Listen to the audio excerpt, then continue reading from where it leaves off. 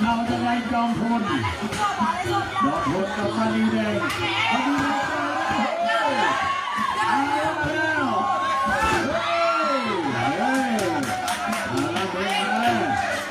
บอกว่าใส่ยากต่อยขวาจอมพลโดนหมัดนึงเลยมาหาเหมือนกันจอมพลแล้วแข้งขวาของมาลีแดงแข้งขวาไม่โดน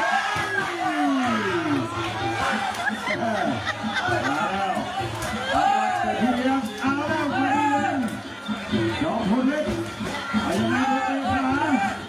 าดยังไงเราจะจอมพลเลย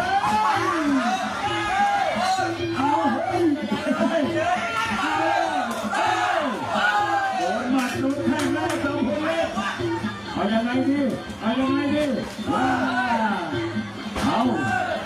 ยังไงจอมพลเล็กโดนจับหน้าอีกแล้วเดี๋ยวทีมดีๆนะไอ้จอมพลจะหนีไปไหนออกแล้วเอาจับทับน้อยหนึ่งทีเอาแม่ทีมบอกออกแล้ว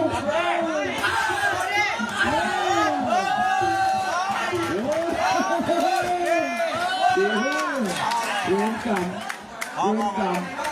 ไอ้จอมพลเล็ก